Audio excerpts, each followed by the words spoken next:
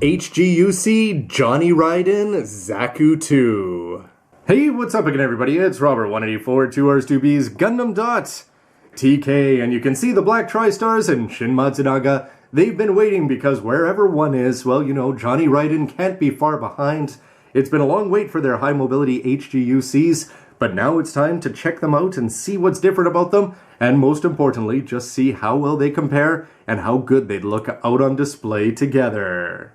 The empty plates there, starring the multicolored B plate, have led to this. All the familiar body parts that you'd expect, along with 3 extra manipulators and a cool looking weapons rack, and there are going to be some leftover X'd out parts, which are going to include 2 pieces here for the shoulder. You'll notice that it's missing that one spike, which came up for the Zaku Amazing, but if you put these on, you won't have the nice distinct yellow ones.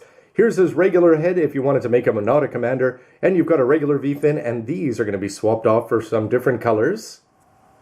And the pink seals are simple for the scopes there. These are going to go on the insides of the elbows, and you've got that nice little color piece there for the fancy backpack.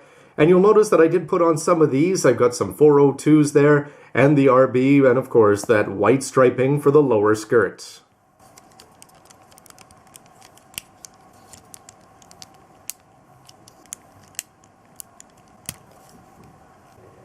And when he's all together here, the Red Blitz, Red Lightning, Red Inazuma, Crimson Lightning. I'd say that this guy just looks absolutely fantastic, and it's the kind of thing that sort of makes me regret that I haven't got the Master Grade before this, because this HG just really appeals for its design and the color schemes, and Bandai truly went to all the stops with this, it feels. Here's a look at the lower body where you can see thrusters on the sides and backs of the legs there. No seals on the front, but he is going to have the black piping, and those yellow seals on the lower skirt are going to be running all the way around. Love those details on the backpack. The red seal still works for me. Yellow on the back of the elbows and yellow seals in there as well. But all the markings, if you take the time to put a few of them on, I think it's really going to add to the overall display. And those yellow shoulders, well, what more can you say? Those really do pop. And they're a darn sight better than having Shin Matsunaga and his ugly blue seal going over it and just falling off after a short second. Don't forget, you can check out my full reviews of Shin Matsunaga and the Black Tri-Stars so you can see more information about the posing options and everything else. But right now it's time to compare and see exactly what's changed between the 06 R1s and the 06 R2 here. Starting with the feet and legs, where for years and years, green and pink for Char, well, we've had the gray soles on the feet there, and you've just had the main color on top, but Johnny Ridden here is going to be reversing that with a nice black piece up there and a black one down there to go along with the red. And the big difference you can see on the insides of the legs there, we've seen some stickers on shins, but these guys are just going to use regular lining. And then you're going to have this totally different piece over here, which is really going to set the R2 apart. And the bottoms of the feet, well, they're going to be the same, but again, he's got that nice unique look here. Albeit not as colorful as the Black Tri-Stars, which are also going to have the gray/black there for the ankle bit. For the upper body, Shin Matsunaga is going to have his own unique set of shoulders there, so you can get those yellow seals in there, or of course paint them up yourself. But you'll notice whereas this guy's forearms are going to be all white, Johnny's going to have that unique coloring there, and he's also going to have some red seals on the insides of his elbows, which shows in a stark contrast here to what you're getting with the Tri-Stars, even though these guys are going to have the 2 different colors down there. And then it's up to the shoulders. Check those out. Longer, angrier looking yellow spikes there, as you can see that you can put them in the top and the sides. He's got his nice little 402 there, and you'll notice that the Black Tri-Stars are going to be rounded shoulders, whereas Shin and Johnny are all going to have these sort of interesting teeth-looking marks. You may want to go in there with a black or brown lining marker. And colors from plastics instead of colors for seals, definitely much better here on Johnny.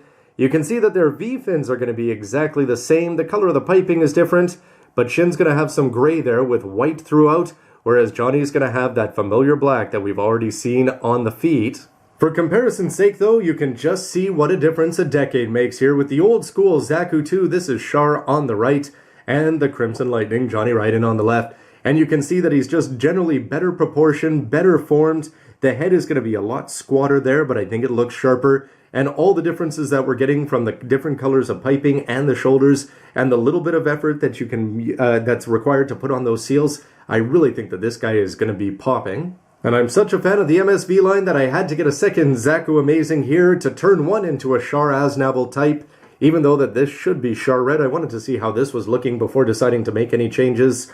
But the different boots and the different leg armor there, and then just all the details for the chest, and again those oversized spikes, Johnny may be the highlight of this group, as if this guy is ever going to be outdone by him. Tough choice though, perhaps, for the coloring, as again, I'm a huge fan of the dome coloring on the Black Tri-Stars High Mobility Zaku 2 and the white on the legs. Whoever thought of that? I'm a huge fan. Again, it just makes me want to have 3 of these guys. But Johnny perhaps is going to be a little bit more visually intimidating here as a proper MSV ace, if you want to put it that way. And next to Shin, I keep expecting these guys to want to run off into Zeta Gundams. Apparently Johnny, who knew what happened to his head at the time? But Shin Matsunaga is definitely going to be coming across perhaps as a little bit plainer though, although I think the gray is going to be very subtle there. The little details like the stickers on the front of the legs, which Johnny and the Tri-Stars do not have. The Tri-Stars have their own sticker pattern, but also just having these nice little white details here, Johnny for me is going to be shining, and maybe I'm going to call him the best. And what may be pushing him over the top is this weapons rack here, which is looking very, very armed to the teeth. And it's going to be the Giant Baz that's the star of this show. As with it equipped here, he hasn't been leaning over to the right, which is a testament to just the solid nature of a 1/144th high-grade Universal Century kit. But having that Giant Baz out there, this is a lot of fun. And remember, you can always put the regular Zaku armaments in hand and still be showing off this big gun. Which, though it's going to be light on the color wraps here, is still going to have some moving pieces. As you can see, this go up and down. This one is also going to be rotating forward, and you do have another option to put in there. But overall, giant may be the right word for this. And even better is that for the grip, it's actually going to fit in there and hopefully stay. We've had some bad luck in the past with Zaku bazookas, and bazookas in general with Gunpla. Over-the-shoulder poses are possible, though a little bit awkward, but the fact that the actual manipulator is going to have a good bend to the wrist is going to help it get up there. But with the help of an action base or a stage here, you'll see that he's got that two-handed grip, and that's going to be showing off the different colors there for the forearms and for the elbows, all sorts of seals. And it's the kind of thing where you may just forget that these regular Zaku weapons even exist. I think the Giant Baz is going to be this guy's go-to for almost everybody's display. And with a jaunty pose there for Johnny, yeah, I could not be more pleased with this high grade. And having the set here in high grade Universal Century really makes me want to get them all in Master Grade as well. I just think they did such a good job of this kit that the 2.0s being out there, sometimes I think people coming into Gundam might be wondering why these guys have so much attention and so many kits, considering we never saw them animated. But from the very beginning, the MSV line caught a lot of people's imaginations in Japan, and they sort of build their own backstories and little tidbits here and there. It just adds to the excitement, and having these three on top of the classic pink and green is definitely a lot of fun for anybody who's a fan of Zaku's, Zakos, and the Universal Century.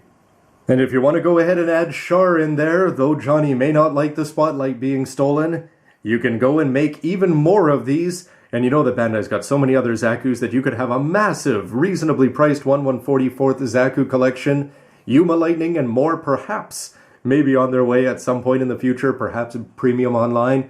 At the same time, these guys at retail, tons of fun, and my full approval. Which I've got to say, at the very beginning, when I started putting these guys together, I wasn't sure how I'd feel. I'm not much one for grunt builders. I love building all the anime kits more so than the MSVs. The one-year war HGUC kits just being some of my absolute favorites outside of leads in Master Grade form. But these guys, for somebody who wasn't inclined going in to like them necessarily, well, they've certainly turned my head around here. I loved the individual designs, and I wondered, would it get boring to build them up the relatively same MS 3 times? And the answer for me is so much of a no, that going out and doing the Zaku Amazing was one of my top priorities. It's just really fun to see even more variations here. What do they do different with the coloring, with the plates, with the weapons, with the commander's fins, with the spikes on the shoulders? Everything about this kit is fun, and instead of being repetitive, I think it's exciting to see all the teeny tiny details and differences that Bandai put inside the plastic and then onto your shelf. But as always, this is just my opinion. I'd love to hear from people who like Zeon suits more, or the HGUCs, people who have built up all the MS&V kits and the Master Grades 1.0 and 2.0 of the Aces. For me going in, I wasn't sure what to make of it, but now I've totally become a fan. Anyway, I'd love to hear your thoughts about the kit, the review, and of course about the character, the mystery, the manga, and anything else Crimson Lightning related. Anyway, thanks a lot for watching. Please let me know your opinion with a comment down below so that people get to see a lot more than mine. And stick around for lots more news, reviews, and everything else you can use. And if there's more Zakus out there, well, some of us are going to be getting them. See you next time. Come on, Char. You don't have to always steal the stage from me.